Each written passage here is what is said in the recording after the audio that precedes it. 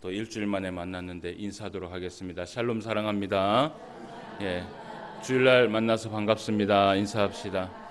예, 감사합니다. 저하고도 인사하겠습니다. 샬롬 사랑합니다. 예, 반갑습니다.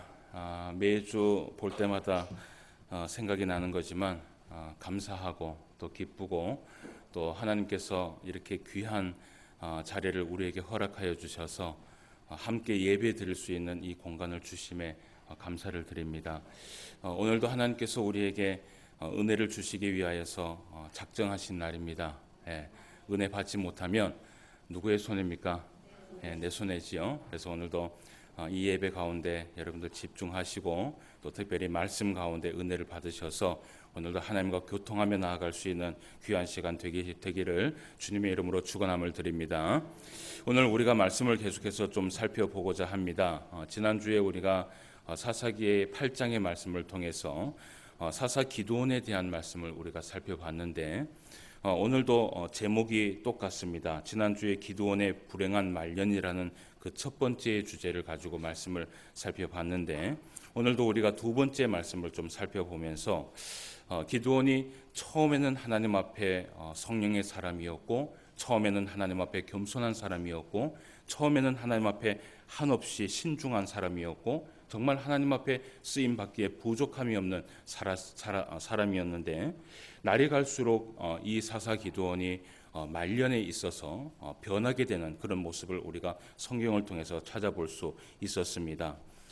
우리가 항상 말씀을 보면서 생각해 볼 것이 무엇이냐 하면 사람이 변하는 것은 어쩔 수가 없습니다. 이것은 항상 조심해야 될 부분이에요. 아무리 하나님 앞에 하나님의 그 영에 크게 감동받은 그 신에 크게 감동받은 사람이라 할지라도 그렇게 부름을 받았고 그렇게 사용되어졌다 할지라도 한순간에 개인의 욕심이나 개인의 탐욕이나 교만으로 인하여서 타락을 하게 되면 그때부터는 사실은 손을 쓸 수가 없습니다. 그래서 어떤 한 사람도 사실은 이 부분에 있어서는 내가 장사다라고 얘기할 사람은 아무도 없는 것이죠. 그래서 우리가 이제 여러 가지의 인물들의 말씀들을 창세기부터 쭉 말씀을 살펴봤지만 또 그런 가운데에서 사사 기드온에 대한 말씀을 우리가 여러 번에 대해서 말씀을 살펴보는 이유가 무엇이냐 하면 이런 말씀을 통해서 우리가 교훈을 얻는 것입니다. 우리도 어떻게 해요? 예, 하나님의 말씀 앞에 정신을 차리고 늘 깨어서 기도하면서 하나님 앞에 마지막까지 승리하며 나아가는 주의 성도가 돼야 된다는 것이에요.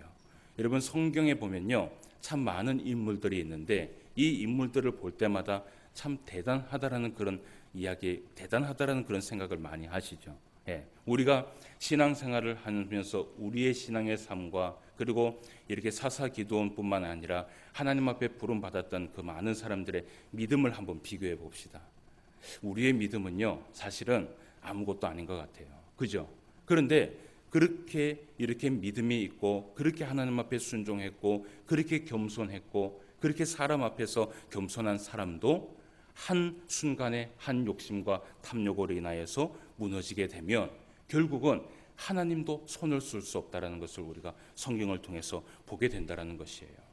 그래서 이제 우리가 지난주에 말씀을 보면서 사사 기드온의 여러 가지의 잘못된 부분들을 살펴볼 수 있었는데 그 첫 번째가 무엇이냐 하면 이 사사 기드온이 첫 번째 넘어진 것이 돈과 명예 앞에 무너지게 된 것이에요. 예. 제일 첫 번째가 돈과 명예 앞에 무너진 것이에요. 지난주에도 우리가 말씀을 보았던 것처럼 사사 기드온은요 세 가지가 다 걸려 넘어졌습니다. 뭐예요? 돈 앞에서도 넘어졌고 명예 앞에서도 넘어졌고 오늘 이제 우리가 말씀을 살펴보는데 여자 앞에서도 넘어지게 된 거예요. 예. 정말 어떻게 보면 하나님 앞에 성령의 사람으로 시작을 했다가 완전히 실패한 인생이 되어버리게 되는 것이죠.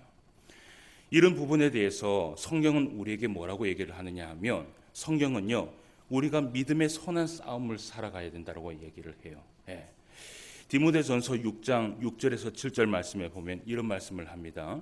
그러나 자족하는 마음이 있으면 경건은 큰 이익이 된다라고 얘기를 하면서 우리가 세상에 아무것도 가지고 온 것이 없음에 또한 어떻게 해요? 아무것도 가지고 가지 못하리라 라고 얘기를 해요. 예. 여러분 이것이 바로 하나님의 말씀이에요. 우리가요 이 세상에 아무것도 가지고 온 것이 없으니까 사실은 아무것도 가지지 못하는 것이 사실은 진리입니다. 그러면서 디모데전서 6장 11절에서 12절 말씀에 이어서 말씀하기를 이런 얘기를 해요. 오직 너 하나님의 사람아 이것들을 피해라 라고 얘기를 해요. 그러면서 하는 말씀이 뭐냐면 믿음의 선한 싸움을 싸우라는 것이에요. 여러분, 믿음의 선한 싸움이라는 것이 무엇이냐 하면 바로 우리 안에 있는 이런 악한 것들과 싸우는 것이 믿음의 선한 싸움이에요. 예.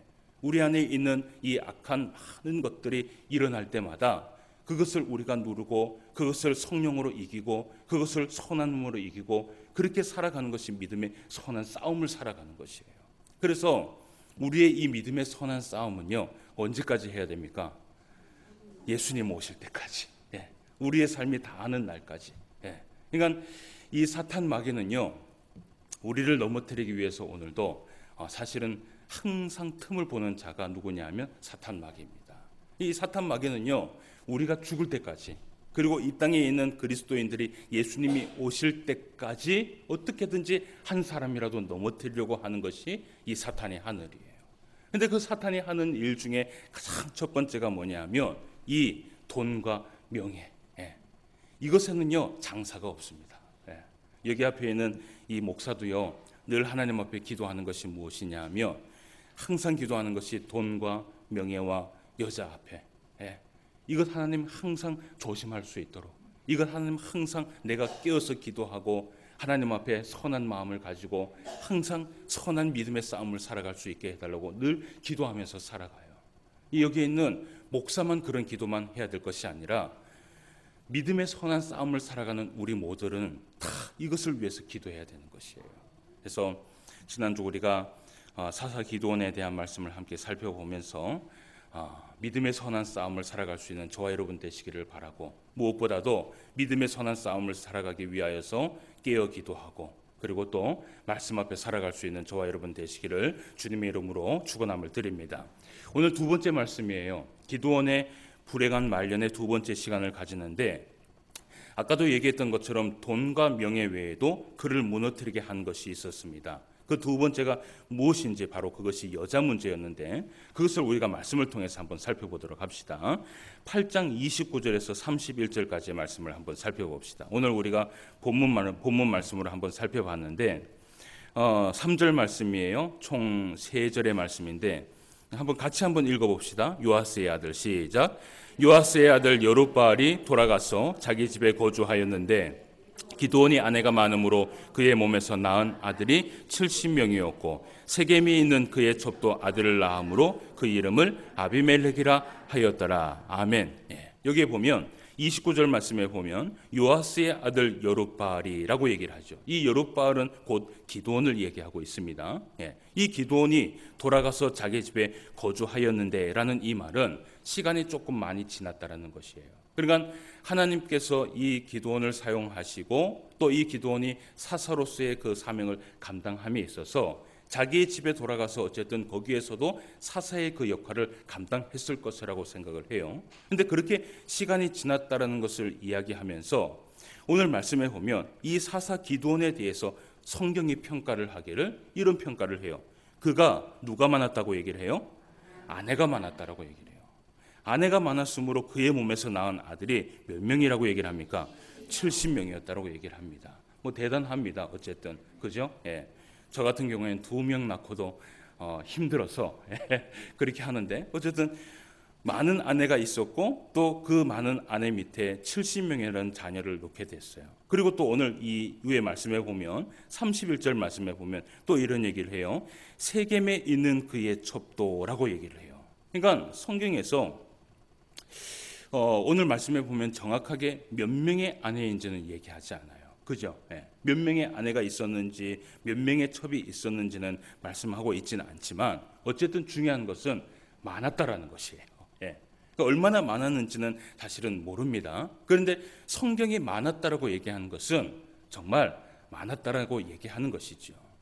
모르겠어요. 70명의 자녀를 낳으려면 뭐 얼만큼의 아내와 첩을 두어야지 70명의 자녀를 낳을지는 모르겠지만 오늘 우리가 이 말씀을 보면서 한 가지 생각할 것이 세겜에 있는 첩도라는 이 말씀을 우리가 봐야 돼요. 세겜에 있는 첩도.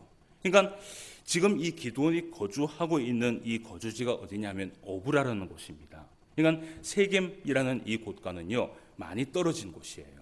그러니까 오브라라는 이 곳에서도 이 기드온이요 세겜에 있는 첩이 있다라는 것은 무엇이냐면 다른 지역에서도 이 기드온이 많은 여자와 가정을 이끌었다라고 우리가 볼 수 있는 것이죠. 그렇게 우리가 추측을 할 수 있는데 특히 이제 이 성경의 이 대목은요 사사 기드온이 말년이 될수록 어떻게 자신의 그 영성의 삶에서 변화가 되었는지 알 수 있는 중요한 증거가 돼요. 예. 여러분 이 말씀을 우리가 먼저 보려면 이 시대의 시대적인 배경을 좀 살펴봐야 됩니다. 사사 기드온이 살고 있었던 이 시대는 이미 이스라엘이라는 이 나라 외에는 거의 대부분의 나라가 왕권 시대였습니다. 그러니까 이스라엘 나라는 누가 왕이었습니까? 이스라엘 나라는 하나님이 왕이었어요. 하나님께서 정치하는 나라가 이스라엘 나라였고 그 외에 다른 나라는 거의 대부분이 왕권 시대에 사실은 접어들어서 왕들이 나라를 다스리는 그런 시대가 이미 이루어져 있었던 때였어요. 배경적으로 그랬습니다. 그런데 그때 당시에 우리가 이제 살펴보면 많은 왕들이나 그리고 많은 방백들, 성경에 보면 방백이라는 단어가 나오는데 이 방백이요 큰 관리자를 이야기를 합니다. 그러니까 왕들 밑에서도 아주 큰 관리자, 큰 지위가 있는 사람들을 얘기해요. 그렇게 이렇게 많은 왕들과 큰 방백들의 삶을 가만히 보면요 많은 여인을 두고 많은 자식을 두었다는 것이 그 시대에서는 어떤 의미를 표현하고 있느냐 하면 그 시대의 부와 권력을 상징합니다. 그러니까 지금 이 기드온이 살고 있었던 이 시대는 많은 왕들이 있었던 시대인데 그 많은 왕들과 방백들이 부와 그리고 권력에 대해서 상징을 할 때에 자랑을 할 때 뭘 자랑을 하냐면 내가 뭐가 많아요? 아내가 많다. 또 뭐가 많아요? 첩이 많다.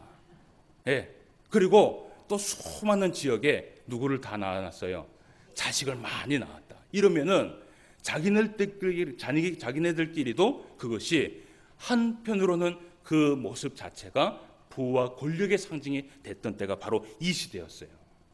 그러면 우리가 이 말씀을 통해서 한 가지 생각해 볼 것이 무엇이냐면 사사 이 기드온이요 사실은 이스라엘 백성들의 왕은 아니었습니다. 그렇죠? 이스라엘 백성들의 왕은 누굽니까? 하나님이었어요.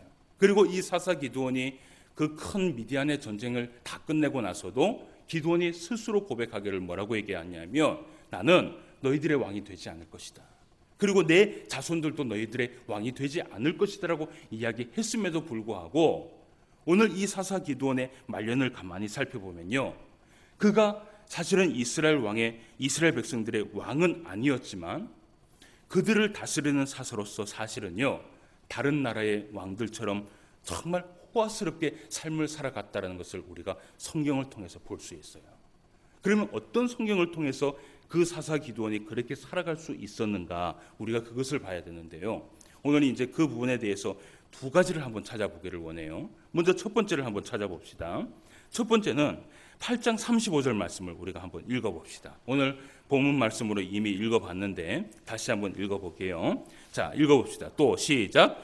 또 여룹바알이 하는 기드온이 이스라엘에 베푼 모든 은혜를 따라 그의 집을 후대하지도 아니하였더라 라고 얘기를 해요. 오늘 말씀에 보면요 여룹바알이라 하는 기드온이 이스라엘에 베푼 모든 은혜를 따라 그의 집을 후대하지 아니했다. 누가 후대하지 않았을까요? 누가 후대하지 않았을까요? 이스라엘 백성들이 후대하지 않았던 것이에요. 그런데 오늘 이 말씀에 보면 가만히 살펴보면 사사 기드온이 이스라엘 백성들에게 많은 은혜를 베풀어서 이 말씀대로라면 많은 은혜를 베풀어서 시간이 흘렀을 때 이 기드온이 죽었을 때 이 이스라엘 백성들이 사사 기드온의 그 은혜를 잊어버리고 살아갔다라는 의미로 우리가 볼 수 있지만 그런데 원문에 보면 그렇지 않아요. 원문을 이거를 가만히 살펴보면 사사 기드온의 말년이 어떤 인생을 살았는지를 우리가 볼 수 있어요. 원문에 보면 이렇습니다. 뭐라고 되어 있냐 하면 원문에 보면 인애를 베풀 이유가 없었다라고 되어 있어요. 그러니까 여룻바알이라 하는 기드온이 이스라엘에 베푼 모든 은혜를 따라 그의 집을 후대하지도 아니하였다라는 이 말이 이스라엘 백성들이요, 그들에게 이스라엘 백성들이 사사 기드온에게 인애를 베풀 이유가 없었다라는 것이에요. 이 말은 뭐냐면요, 그만큼 사사 기드온의 이 말년이 어떻게 보면 이스라엘 백성들에게 자신이 왕으로서 권력을 가지고 이 이스라엘 백성들을 사실은 권력에서 이 이스라엘 백성들을 이끌어갔던 그 모습을 우리가 이 말씀을 통해서 엿볼 수 있는 거예요. 여러분, 우리가 성경을 보면요, 많은 인물들을 보는데 그 인물들을 보면서 참 얻어야 할 교훈들이 많이 있어요. 특히 우리가 성경 강좌를 통하여서도 말씀을 보지만, 사람은요, 처음부터 하나님 앞에 잘한 사람이 있고 또 끝까지 잘한 사람이 있는가 하면, 처음에 잘하다가 어떻게 해요? 마지막에 못하는 사람이 있어요. 그리고 처음부터 못했다가 또 마지막에 어떻게 해요? 잘하는 사람도 있고요. 차라리 이 사람이 나아요. 그리고 아예 처음부터 끝까지 어떻게 해요? 못한 사람이 있어요. 그런데 제일 좀 불쌍한 사람이 어떤 사람이냐 하면, 처음에는 하나님 앞에 참 은혜롭게 삶을 살아가다가 말년에 결국은 육체의 삶을 살아가는 것, 말년에 결국은 사실은 좋지 못한 인생을 마감하는 그런 사람들을 보면요, 제일 안타까운 모습을 우리가 볼 수 있어요. 어떻게 보면요, 사사 기드온이 그런 사람이었어요. 처음에는 이 이스라엘 백성들에게 은혜를 기억할 만큼, 우리가 지난 말씀을 보았을 때 이 사사 기드온이 이스라엘 백성들에게 내가 너희들을 위해서 한 가지 부탁할 것이 있다라고 얘기했을 때 금덩어리를 좀 달라고 얘기를 합니다. 그죠? 그랬을 때 이 이스라엘 백성들의 반응이 어땠어요? 우리가 충분히 그것을 다 주겠다. 이것은요, 정말 감사해서 준 것이에요. 그것은 무엇인가 강요해서 준 것이 아니라 이스라엘 백성들이 감사했고 이스라엘 백성들이 감동되어서 준 것이에요. 그런데 나중에 시간이 지나서 이 이스라엘 백성들이 생각하기를 이제는 더 이상 그 사사 기드온의 집에 인애를 베풀 이유가 없다라는 것은 뭐냐 하면, 그만큼 이 사사 기드온이요, 말년에 대해서 이스라엘 백성들에게 무엇을 잃어버렸어요?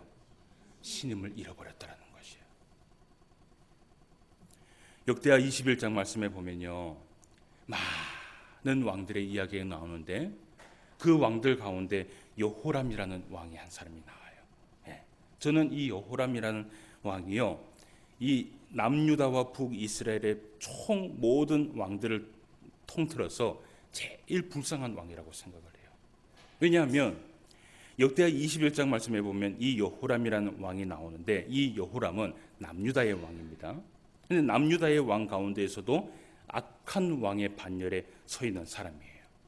이 사람이 8년 동안의 나라를 정권을 세워나가면서 어떤 일을 했느냐 하면, 하나님 앞에서는 온갖 우상을 섬기는 사람이었고요. 그리고 또 자신들의 아우를 잔인하게 죽였을 뿐만 아니라 자신들의 신하들도요, 죽인 사람이 바로 누구냐 하면 여호람이었어요. 그런데 여호람을 역대하 21장의 말씀에 그 사람에 대해서 평가를 하기를 뭐라고 평가하느냐 하면 이렇게 평가합니다. 역대하 21장 20절 말씀에 보면 이런 얘기를 해요. 아끼는 자 없이 세상을 떠났으며 열왕의 묘실에 두지도 아니했더라라고 얘기를 해요. 여러분, 얼마나 악하게 살아가고 얼마나 사람에게 인심을 빼앗겼으면 그 사람이 죽었을 때, 한번 보십시오. 이 여호람 외에도 악한 왕들이 수없이 많았었어요. 그래도요, 그 왕들이 죽었을 때는 그래도 이 이스라엘 백성들이 마음 아팠고요, 그래도 이 이스라엘 백성들이요, 그 왕이 잘한 것을 생각했었어요. 근데 여호람은요, 얼마나 악하게 살아가고 얼마나 인심을 빼앗겼으면 이 여호람이 죽었을 때 아끼는 자가 한 사람도 없었다라는 것이에요. 근데 여러분 한번 보세요. 반대로 모세를 한번 봅시다. 여러분, 모세가 죽었을 때에 이스라엘 백성들이 며칠 동안 이 모세를 위해서 애곡한 줄 아세요? 30일 동안 애곡을 합니다. 그 30일 동안 그들이 애곡을 할 때 정말 그냥 이 자기네들이 슬프지도 않은데 그렇게 애곡을 했을 거라고 생각해요? 아니에요. 정말 진심에서 마음에서 우러나온 그 애곡이 30일 동안 애곡하는데 그 모세가 떠난 것에 대해서 정말 슬퍼하면서 정말 아파하면서 나아갔던 모습을 우리가 볼 수 있어요. 여러분, 우리가요 신앙생활 하면서 적어도 우리는요 하나님의 자녀예요. 그죠? 예. 하나님의 자녀라는 것은 그냥 우리가 하나님의 은혜를 받는 것만이 하나님의 자녀가 아니라 사실은 이 땅에 태어나서 이 땅에 살아가면서 많은 사람들에게 영향을 일으키면서 살아가는 사람이 바로 하나님의 자녀예요. 우리는요 하나님에게만 잘할 뿐만 아니라 누구에게도 잘해야 되느냐 하면 사람에게도 잘해야 돼요. 제가 늘 이야기하는 것이 이것입니다.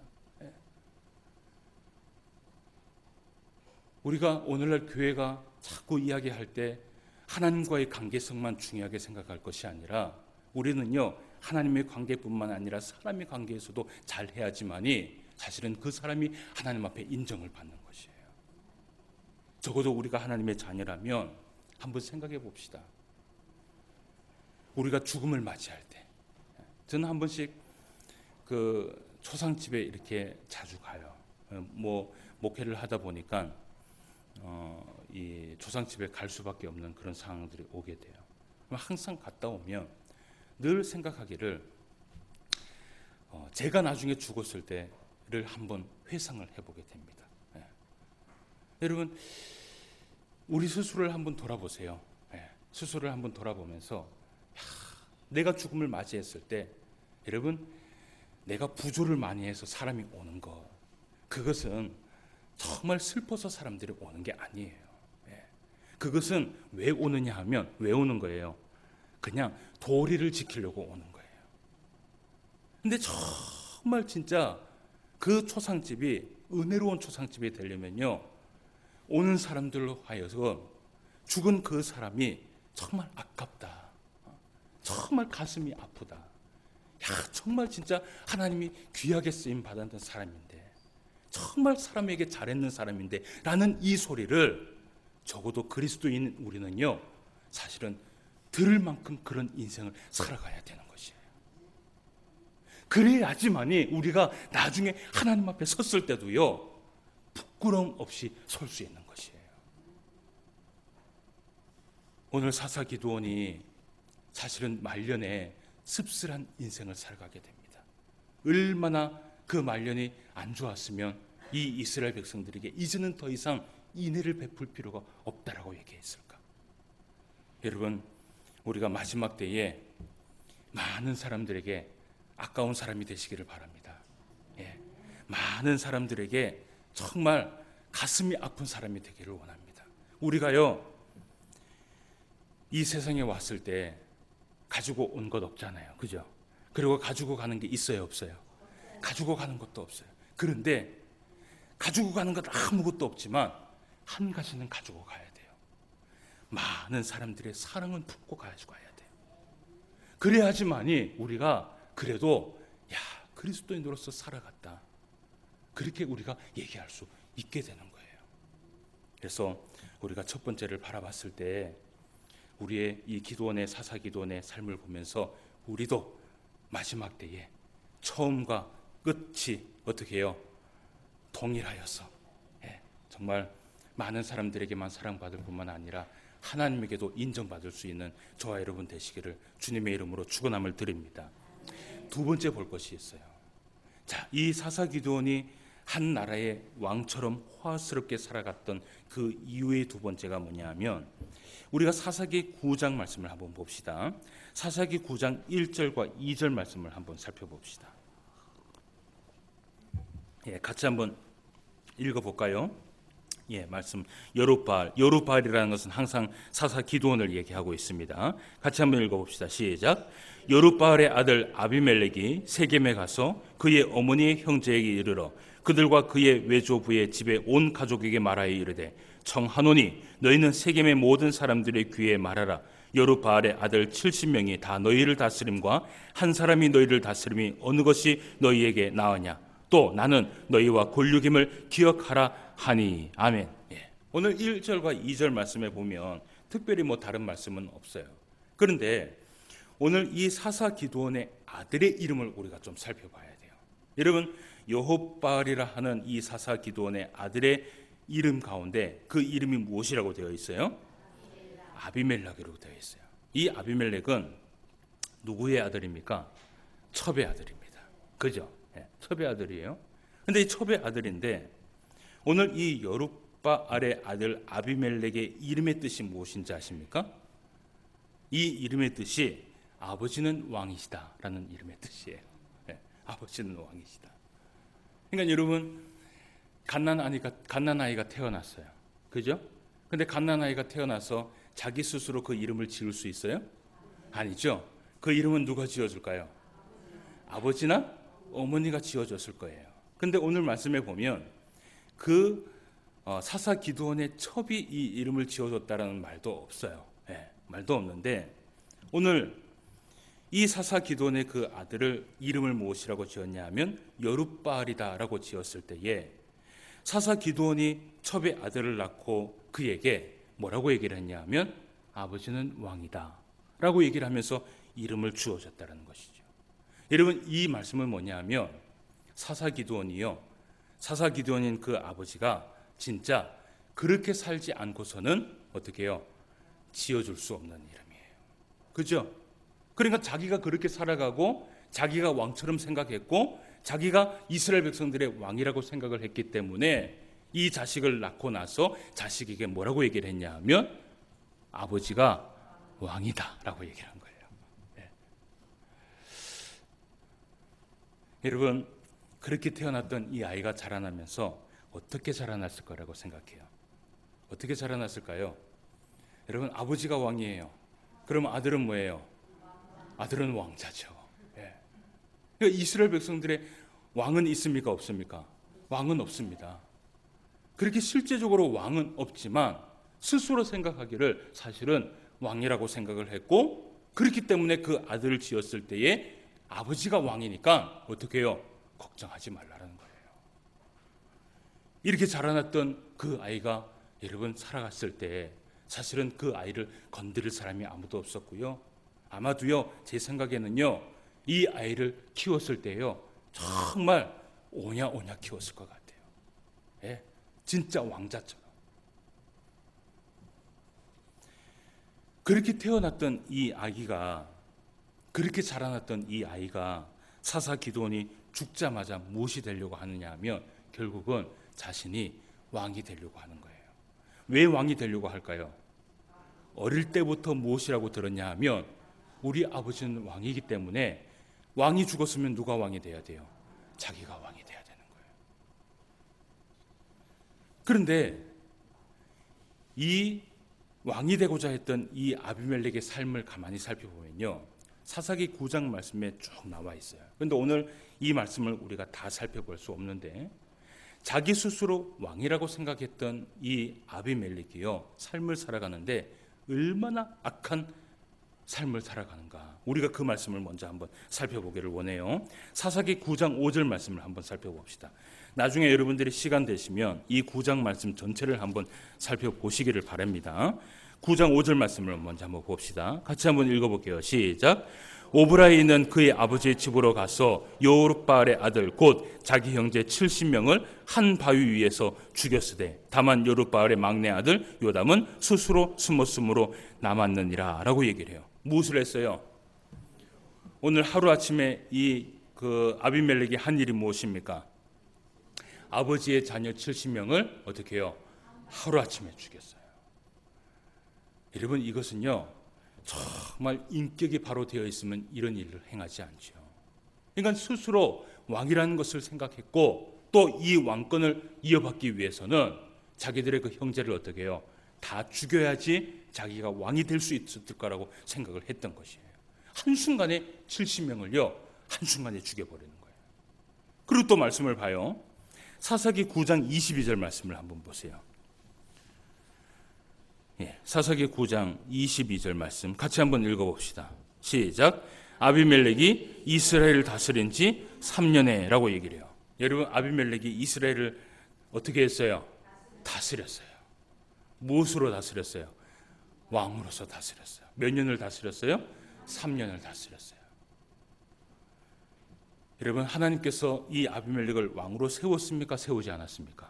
세우지 않았습니다. 세우지 않았음에도 불구하고 자기 스스로 왕이 되었고 자기 스스로 3년 동안 나라를 다스렸고요. 하나님이 없는 이 나라를 세워나가는데 여러분, 얼마나 악을 행하면서 살아갔을까? 우리는 한번 생각해 볼 수 있어야 돼요. 자, 그러면 오늘 이제 우리가 시간이 많이 없기 때문에 이 말씀을 다 볼 수 없지만 결국 이렇게 스스로 왕이라고 생각을 하고 또 70명의 형제를 죽이고 또 스스로 왕권을 가지고 3년 동안 이 나라를 다스리면서 모든 악한 일을 행했을 때 이 아비멜렉이 어떻게 죽는지를 우리가 살펴봅시다. 50절부터 57절까지의 말씀을 한번 살펴봅시다. 50절부터 57절까지 이 말씀은 우리가 좀 읽어봐야 됩니다.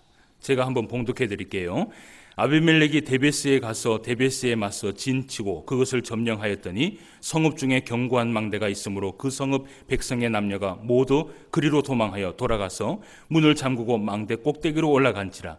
아비멜렉이 망대 앞에 이르러 공격하며 망대의 문에 가까이 나가서 그것을 불사르려 하더니 한 여인이 맷돌 윗짝을 아비멜렉의 머리 위에 내려 던져 그의 두개골을 깨트리니 아비멜렉이 자기의 무기를 든 청년을 급히 불러 그에게 이르되 너는 칼을 빼어 나를 죽이라.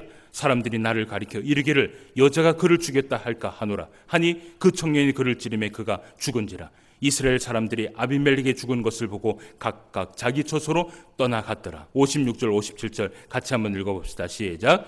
아비멜렉이 그의 형제 70명을 죽여 자기 아버지에게 행한 악행을 하나님이 이같이 갚으셨고 또 세계 사람들의 모든 악행을 하나님이 그들의 머리에 갚으셨으니 여룹바알의 아들 요담의 저주가 그들에게 응하니라. 아멘.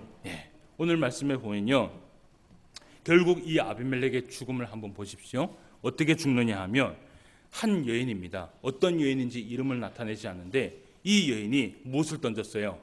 맷돌을 던졌어요. 근데 그 맷돌을 딱 던졌는데 얼마나 정확하게 맞췄는지 모르겠지만 무엇이 쪼개집니까? 두개골이 탁 쪼개져 버리는 거예요. 그런데 그 두개골이 쪼개서 죽은 게 아니라 이 아비멜렉이요, 그 수치스러움이 너무 수치스러운 것이에요. 뭐 어떤 큰 장사한테 죽은 것도 아니고요, 큰 용사한테 죽은 것도 아니고요, 어떤 한 여인이 맷돌 한 개 던졌는데 그 맷돌에 두개골이 깨져버리니까 얼마나 수치스러운지 자기의 신하에게 뭐라고 얘기를 해요? 나를 죽이라고 얘기를 해요. 결국은 이 아비멜렉의 죽음은 어떤 죽음이냐? 온갖 수치심에 그 수치심을 이기지 못해서 신하의 손에 죽음을 당하는 것을 우리가 볼 수 있어요. 오늘 이 말씀을 성경은 무엇이라고 얘기를 하냐 하면 이런 얘기를 합니다.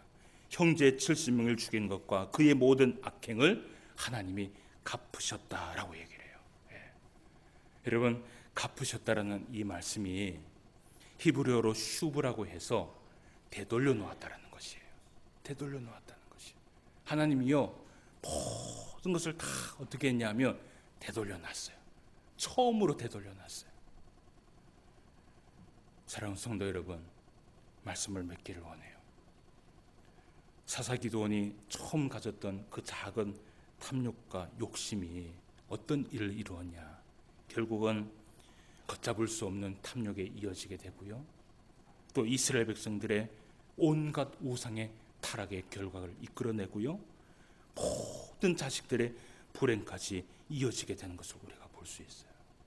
그리고 그 사사 기드온이 평생 갈 것이라고 생각했어요. 뭐가?